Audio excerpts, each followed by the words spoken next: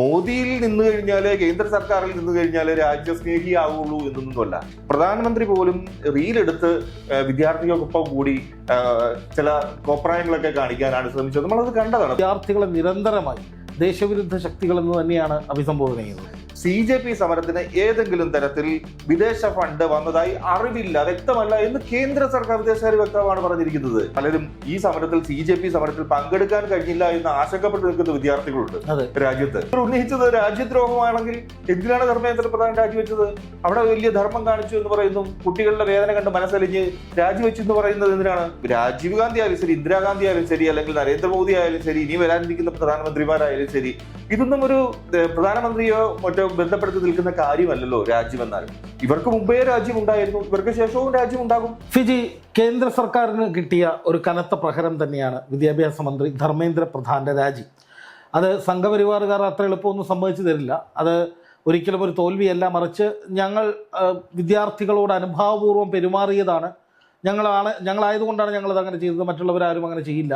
അപ്പം അതുകൊണ്ട് ഇതൊരു തോൽവിയൊന്നുമല്ല, മറിച്ച് ഈ പറയുന്നത് പോലെ ഞങ്ങളുടെ ഒരു അനുഭാവപൂർണ്ണമായി ഞങ്ങൾ നടത്തിയ ഒരു സമീപനം മാത്രമാണെന്നാണ് സംഘപരിവാർ കേന്ദ്രങ്ങൾ ആവർത്തിച്ച് പറയുന്നത്.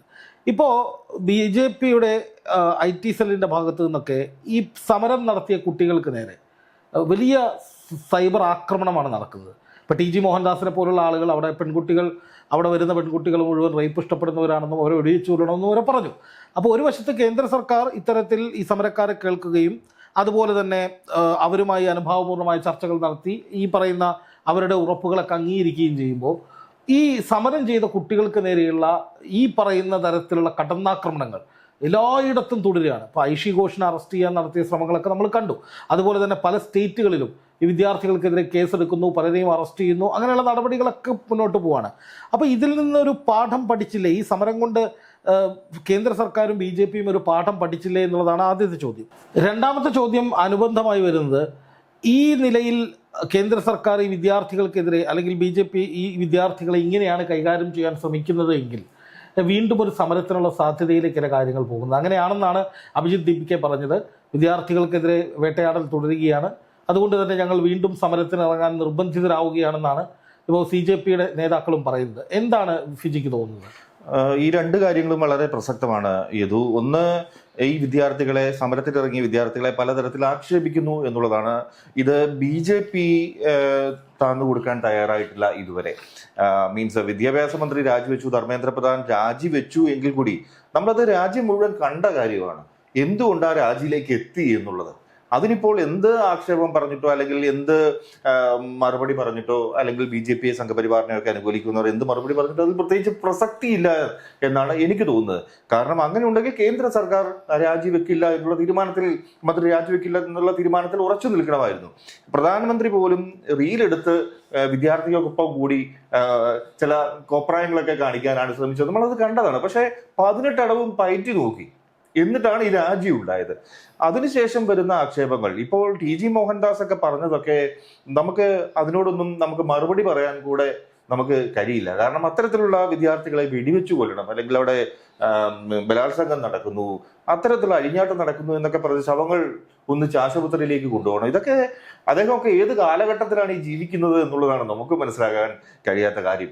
ഇതൊക്കെ ഈ പാർട്ടിയോടും അല്ലെങ്കിൽ അദ്ദേഹം കൂറു പുലർത്തുന്ന പ്രസ്ഥാനങ്ങളോടൊക്കെ സാധാരണ ജനങ്ങൾക്ക് പോലും ഒരിടത്തുമില്ലാതെ നിഷ്പക്ഷരായി നിൽക്കുന്ന ആൾക്കാർക്ക് പോലും വെറുപ്പുളവാക്കാതെ ഇതിന് കാരണമാകൂ എന്നുള്ളതാണ്. ഇപ്പൊ കങ്കണ റണാവത്ത് പറയുന്നു, അല്ലെങ്കിൽ അതിനൊക്കെ ശുദ്ധ മറുപടി കൊടുക്കുന്നുണ്ട്. അവര് BJPയുടെ നേതാവ് എന്ന നിലയിലൊക്കെ സൗരവ് ദാസ് CJP അവർക്ക് മറുപടി കൊടുത്തിട്ടുണ്ട്.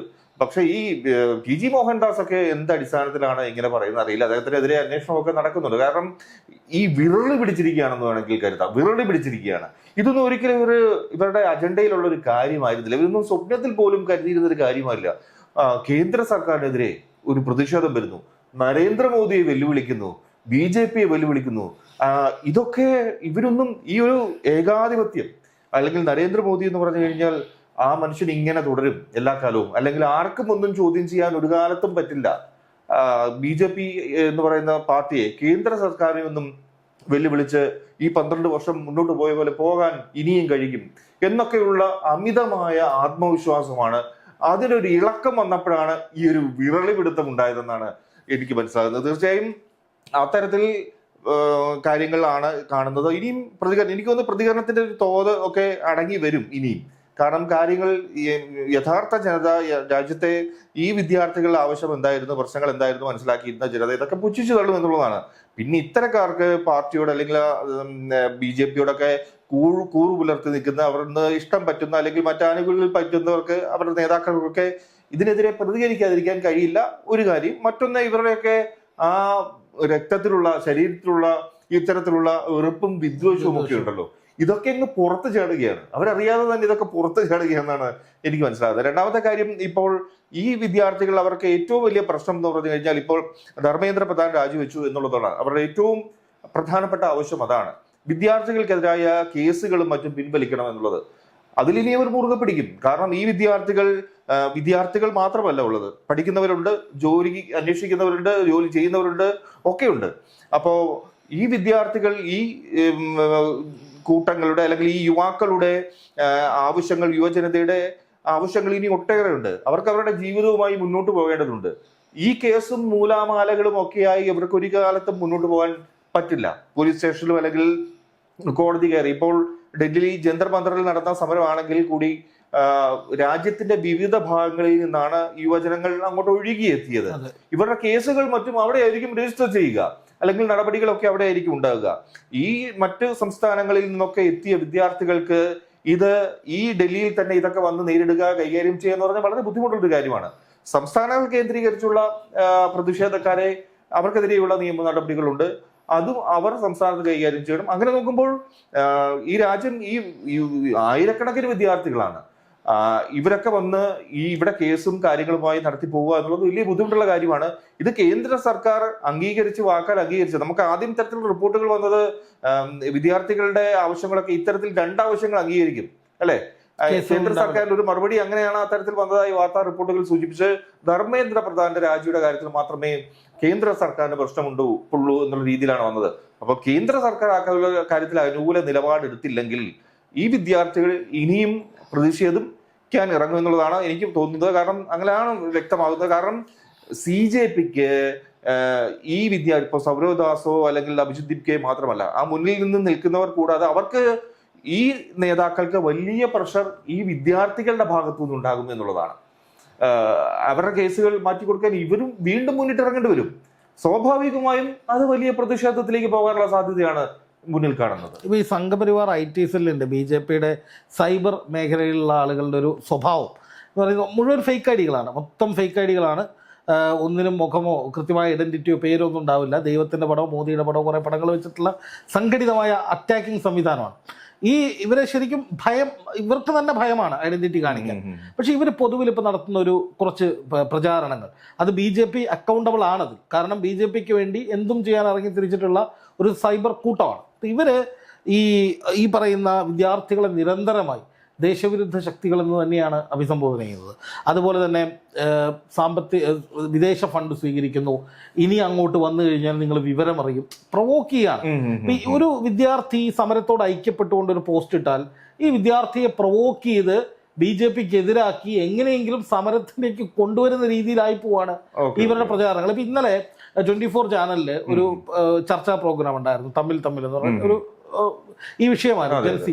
അപ്പൊ ഇതിൽ ആ BJPയുടെ പ്രതിനിധികളൊക്കെ ഒരു ഘട്ടം കഴിയുമ്പോൾ ഈ ചോദ്യം ചോദിക്കുന്ന കുട്ടികളെ അവരെ ഈ രാജ്യത്തിനെതിരായിട്ടുള്ള ശക്തികൾ എന്ന നിലയിലേക്കൊക്കെയാണ് അഭിസംബോധന ചെയ്യുന്നത്. അതെ, ഒന്ന് പറഞ്ഞ് കുറച്ച് കഴിയുമ്പോഴത്തേനും ഇവര് നിങ്ങൾ ഈ രാജ്യത്തിനെതിരാണ് സംസാരിക്കുന്നത്, ഈ രാജ്യത്തിന്റെ ഭരണം അട്ടിമറിക്കാൻ ശ്രമിക്കുന്ന വിദേശ ശക്തികളുടെ കളിപ്പാവകളായി നിങ്ങൾ മാറുകയാണ്. അതായത് ഈ കുട്ടികൾക്ക് ബുദ്ധിയില്ല. ഈ സമരം ചെയ്യുന്ന കുട്ടികൾ ആരുടെയോ കളിപ്പാവകളായി പ്രവർത്തിക്കുകയാണ്.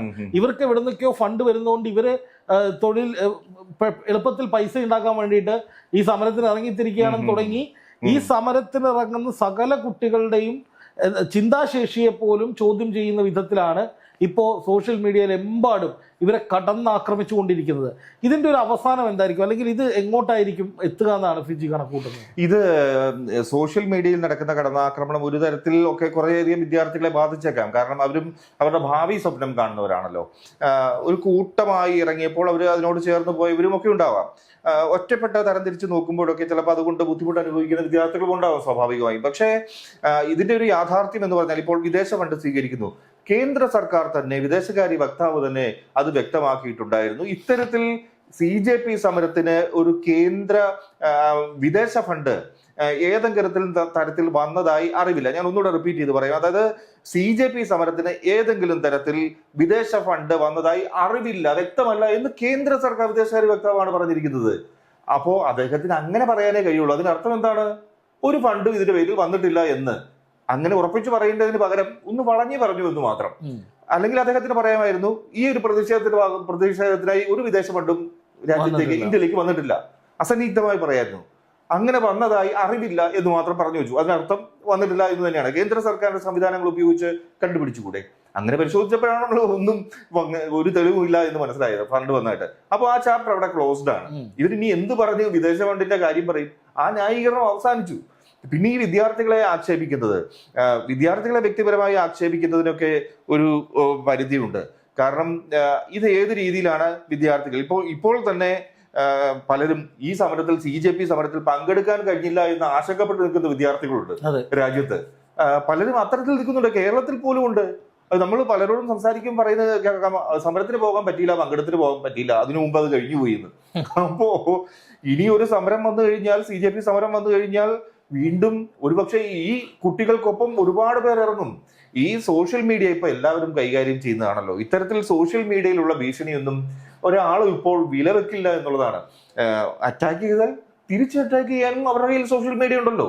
അപ്പോ അത്തരത്തിൽ അല്ലെങ്കിൽ പിന്നെ എന്തെങ്കിലും വ്യക്തിപരമായ കുറ്റങ്ങളോ അല്ലെങ്കിൽ എന്തെങ്കിലും അശ്ലീല കഥകളിലോ അല്ലെങ്കിൽ ഫണ്ട് വാങ്ങിച്ചു അല്ലെങ്കിൽ ഇവന്റെ വ്യക്തി ദൂഷ്യം, ഇത്തരം കാര്യങ്ങളൊക്കെ തരംതിരിച്ച് പറഞ്ഞ് എന്തെങ്കിലും ആക്ഷേപം ചൊരിഞ്ഞ് പിന്തിരിപ്പിക്കാൻ നോക്കിയാലല്ലാതെ രാജ്യദ്രോഹി എന്ന് പറയുന്നത് എങ്ങനെയാണ്? ഇത് രാജ്യദ്രോഹിയാണെങ്കിൽ ഈ ഒരു ആക്ഷേപം ഉന്നയിച്ച് സമരം ചെയ്തു കഴിഞ്ഞപ്പോൾ എന്തിനാണ് ധർമ്മേന്ദ്ര പ്രധാൻ രാജിവെച്ചത്? ഇവർ ഉന്നയിച്ചത് രാജ്യദ്രോഹമാണെങ്കിൽ എന്തിനാണ് ധർമ്മേന്ദ്ര പ്രധാൻ രാജിവെച്ചത്? അവിടെ വലിയ ധർമ്മം കാണിച്ചു എന്ന് പറയുന്നു, കുട്ടികളുടെ വേദന കണ്ട് മനസ്സലിഞ്ഞ് രാജിവെച്ചു എന്ന് പറയുന്നത് എന്തിനാണ്? അപ്പൊ രാജ്യദ്രോഹം ആരോപിച്ച് വിദ്യാർത്ഥികൾ സമരം ചെയ്തപ്പോൾ എന്തിനാണ് ധർമ്മേന്ദ്ര പ്രധാൻ രാജിവെച്ചെന്നുള്ള ചോദ്യമില്ലേ? അപ്പൊ ആ ആരോപണം അവിടെ നിലച്ചു. അതിൽ രാജ്യദ്രോഹം എന്താ? രാജ്യദ്രോഹം എന്ന് പറഞ്ഞാൽ ഇവരുടെ ഇപ്പോഴും ഒരു വിചാരം എന്ന് പറഞ്ഞാൽ രാജ്യം അല്ലെങ്കിൽ ദേശം, രാജ്യസ്നേഹം ഇതൊക്കെ BJPയുമായി ബന്ധപ്പെട്ട്, മോദിയുമായി ബന്ധപ്പെട്ട് നിൽക്കുന്ന ഒരു കാര്യമാണ് എന്നുള്ളതാണ്. ഒരിക്കലും അല്ലല്ലോ. അതിപ്പോൾ ഒരു രാഷ്ട്രീയ നേതാക്കളുമായി ബന്ധപ്പെട്ട് നിൽക്കുന്നതല്ല. അതിപ്പോ രാജീവ് ഗാന്ധി ആയാലും ശരി, ഇന്ദിരാഗാന്ധി ആയാലും ശരി, അല്ലെങ്കിൽ നരേന്ദ്രമോദി ആയാലും ശരി, ഇനി വരാനിരിക്കുന്ന പ്രധാനമന്ത്രിമാരായാലും ശരി, ഇതൊന്നും ഒരു പ്രധാനമന്ത്രിയോ മറ്റോ ബന്ധപ്പെടുത്തി നിൽക്കുന്ന കാര്യമല്ലല്ലോ രാജ്യം എന്നാൽ. ഇവർക്ക് മുമ്പേ രാജ്യം ഉണ്ടായിരുന്നു, ഇവർക്ക് ശേഷവും രാജ്യം ഉണ്ടാകും. അതുകൊണ്ട് തന്നെ ഇവർക്ക് അസ്വസ്ഥതയാണ്. BJPയുമായി ചേർന്ന് പോയില്ലെങ്കിൽ ഇതൊക്കെ രാജ്യവിരുദ്ധതയാകും എന്ന് വ്യാഖ്യാനിക്കപ്പെടുകയാണ്. BJPയാണ് ദേശസ്നേഹികൾ, അല്ലെങ്കിൽ ദേശസ്നേഹമില്ല രാജ്യദ്രോഹികൾ, പാകിസ്ഥാനിലേക്ക് പോക്കൂ. അപ്പൊ ആ നിലപാട് ശരിയല്ല. മോദിയിൽ നിന്ന് കഴിഞ്ഞാല്, കേന്ദ്ര സർക്കാരിൽ നിന്ന് കഴിഞ്ഞാല് രാജ്യസ്നേഹിയാവുള്ളൂ എന്നൊന്നുമല്ല. മനസ്സിലായില്ലേ? മോദിയുടെ കൂടെ നിന്നു എന്ന് പറഞ്ഞാൽ നമ്മൾ രാജ്യസ്നേഹിയാകില്ല ഒരിക്കലും. അത് രാജ്യസ്നേഹി എന്നാൽ അതിന് മാനദണ്ഡങ്ങൾ വേറെയാണ്. അതൊരു മനുഷ്യന്റെ ആത്മാംശത്തിൽ പകർന്നിരിക്കുന്ന, ഉൾക്കൊണ്ടിരിക്കുന്ന കാര്യമാണ് സ്വന്തം രാജ്യത്തോടുള്ള സ്നേഹം. അത് മോദി സ്നേഹമല്ല, രാജ്യസ്നേഹം. എന്തായാലും ഇതിലിപ്പോൾ ഈ സമരം കൂടുതലായി വ്യാപിക്കുന്നു. E20 പെട്രോൾ വിഷയത്തിലേക്ക് വരുന്നു. നവംബറിലേക്ക് കർഷകർ ഡൽഹിയിലേക്ക് വരുന്നു എന്ന് കഴിഞ്ഞ മണിക്കൂറുകളിൽ കർഷക സംഘടനകൾ പ്രഖ്യാപിച്ചിട്ടുണ്ട്. രാകേഷ് ടിക്കായത്ത് എന്ന ഐതിഹാസികമായ ആദ്യത്തെ കർഷക സമരം നടത്തിയ നേതാവിനെ ഈ കോക്രോച്ച് ജനതാ പാർട്ടിയുടെ നേതാക്കൾ കണ്ടു എന്ന് വാർത്ത വരുന്നുണ്ട്. അങ്ങനെ ഒരുപാട് വിഷയങ്ങളിൽ എന്തൊക്കെയോ കലങ്ങി മറിയുന്നുണ്ട്. ഒരു വലിയ പ്രതിഷേധത്തിലേക്ക് ഇപ്പോൾ ഇടത് പാർട്ടികളെല്ലാം ഒന്നിച്ച് നിൽക്കുന്ന സാഹചര്യം. വിശാല പ്രതിപക്ഷ മുന്നണി എന്ന് പറഞ്ഞ ഒരുപാട് സ്പ്ലിറ്റ് ഉണ്ടായിരുന്നായിരുന്നു പ്രതിപക്ഷ മുന്നണിയിൽ. അവർ രാജ്യസഭയിലും ലോക്സഭയിലും ഒറ്റക്കെട്ടായി BJPക്കെതിരെ നിലപാട് സ്വീകരിച്ചുകൊണ്ടിരിക്കുകയാണ്. അപ്പോൾ BJPക്കെതിരെ, കേന്ദ്ര സർക്കാരിനെതിരെ പ്രതിഷേധമുള്ള, അല്ലെങ്കിൽ ഈ ഭരണത്തിൻ്റെ കെടുതികൾ അനുഭവിക്കുന്ന വലിയൊരു സമൂഹം പ്രത്യക്ഷ സമരങ്ങളിലേക്ക് ഇറങ്ങുന്നു എന്നതിൻ്റെ ഒരു സൂചനയായിട്ട് ഈ കോക്രോച്ച് ജനതാ പാർട്ടിയുടെ സമരത്തെ നമുക്ക് വ്യാഖ്യാനിക്കാൻ കഴിയും. കാരണം എന്നാന്ന് പറഞ്ഞാൽ ജന്തർ മന്ദറിൽ ഇപ്പോൾ ദിവസങ്ങളോളം, ഒരു മാസത്തോളം അടുപ്പിച്ച് സമരം നടത്തിയ ശേഷമാണ് കോൺഗ്രസ് പാർട്ടിക്ക് പോലും മനസ്സിലായത് അവരൊരു അകലം പാലിച്ച് നിൽക്കുകയായിരുന്നു. ഇവരുടെ ഒരു ജെന്യൂനിറ്റി, ഒരു പ്യൂരിറ്റി, ക്ലാരിറ്റി ഒക്കെ ഇളകാൻ വേണ്ടി നിൽക്കുകയായിരുന്നു. അപ്പോൾ കോൺഗ്രസിന് മനസ്സിലായി ഇത് ഒരു കൃത്യമായ ലക്ഷ്യത്തോടെയുള്ള സമരമാണ്, മറ്റ് കാര്യങ്ങളൊന്നും അതിൽ കാണേണ്ടതില്ല എന്ന് പറഞ്ഞ് ആ സമരത്തിന് പിന്തുണ പ്രഖ്യാപിക്കുകയാണ് ചെയ്തത്. അങ്ങനെ അത്തരത്തിൽ പ്രതിപക്ഷത്തെ ആദ്യം ഈ യുവാക്കൾ അവരോടൊപ്പം ചേർത്തു എന്നുള്ളതാണ്. അവർക്ക് പിന്തുണയുമായി അവർ പിന്തുണ ചോദിച്ചു ചെന്നതല്ല, പക്ഷേ പിന്തുണയ്ക്കാൻ അവർ കോൺഗ്രസ് പാർട്ടി തയ്യാറായി എന്നുള്ളതാണ്. പിന്നെ അതിനുശേഷം ഇപ്പോൾ ജെൻസി മാത്രമല്ല, ആൽഫ കുഞ്ഞുങ്ങളും ഇറങ്ങിയിരിക്കുന്നു എന്നുള്ളതാണ്.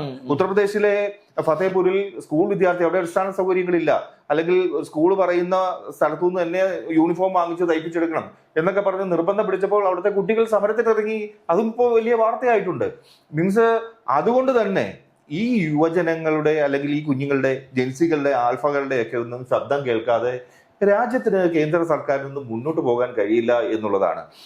അതുകൊണ്ട് തന്നെ ക്ഷേത്രം ജയ് ശ്രീറാം ഒക്കെ ഒരു തലമുറയ്ക്ക് പിന്നിലേക്കായി. തലമുറയുടെ അടുത്തൊന്നും ചെലവാകുന്നില്ല. അതെ, അതൊന്നും അവർക്ക് അതൊന്നും വിഷയമില്ല. അവർ കണക്ക് കൂട്ടുന്നത് എന്താണ്? ഈ ക്ഷേത്രവും അവിടെ തന്നെ കൊള്ളയല്ലേ നടക്കുന്നത്, പണം അടിച്ചുകൊണ്ട് പോകുന്നു. രാമക്ഷേത്രം രാമന്റെ പേരിൽ പണം അടിച്ചുകൊണ്ട് പോവുകയാണ്. രാമക്ഷേത്രം നിർമ്മിക്കുന്നു, രാമന്റെ പേരിൽ പണം അടിച്ചുകൊണ്ട് പോകുന്നു. അപ്പോ ഇത് അത്യാവശ്യം രാജ്യത്തെ യുവതലമുറ, പുതിയ കുഞ്ഞുങ്ങൾക്ക് ഇതൊക്കെ അറിയാവുന്ന കാര്യമാണ്. അന്ധമായ ഒരു പാർട്ടി, അത് BJP-യോടെന്നല്ല, അന്ധമായി ഒരു പാർട്ടിയോടും രാഷ്ട്രീയക്കാരോടും ഒരു നേതാവിനോടും അങ്ങനെ മനസ്സിൽ കൊണ്ടു നടക്കുന്ന ഒരു ദൈവത്തെ, ഒരു ഐഡൽ, എന്താ പറയാ, ഒരു ബിംബം പോലെ ഒന്നും കൊണ്ടു നടക്കാൻ, ഒരു നേതാവിനെയും കൊണ്ടു നടക്കാൻ രാജ്യത്തെ കുഞ്ഞുങ്ങൾ തയ്യാറല്ല എന്നുള്ളത് തന്നെയാണ് മനസ്സിലാവുന്നത്. ഒരു വലിയ മാറ്റം അതിന്റെ ഒരു സൂചന പ്രകടമാകുന്നു. തീർച്ചയായും പ്രകടമാകുന്നു. രാജ്യത്തെ കേൾക്കാൻ, ഈ യുവാക്കളെ, കുഞ്ഞുങ്ങളെ കേൾക്കാൻ തയ്യാറായില്ലെങ്കിൽ ഒരു രാഷ്ട്രീയ പാർട്ടിക്കും നിലനിൽപ്പുണ്ടാവില്ല എന്ന് തന്നെയാണ്. ഇപ്പോൾ കോൺഗ്രസ് ആയാലും ശരി, പ്രതിപക്ഷത്തിലെ മറ്റു പാർട്ടികളായാലും, കേന്ദ്ര സർക്കാർ ആണെങ്കിൽ കൂടെ ഈ യുവജനങ്ങളുടെ മൂവ്മെന്റ്, അവരുടെ അടുത്ത സ്റ്റെപ്പ് എന്താണെന്ന് ഇവർ സസൂക്ഷ്മം നിരീക്ഷിക്കുകയായിരിക്കും. അത് അവരുടെ ഇന്റലിജൻസ് സംവിധാനങ്ങൾ ഉപയോഗിച്ചും അവരുടെ വാക്കും പ്രവൃത്തിയും മനസ്സിലാക്കിയും ഒക്കെ കേന്ദ്ര സർക്കാരും പ്രതിപക്ഷ പാർട്ടികളും ഒക്കെ ഇവരുടെ ഓരോ സ്റ്റെപ്പും ഇനി പരിശോധിച്ചുകൊണ്ടിരിക്കും. ആ അവസ്ഥയിലേക്കാണ് ഇപ്പോൾ കാര്യങ്ങൾ എത്തിയിരിക്കുന്നത്.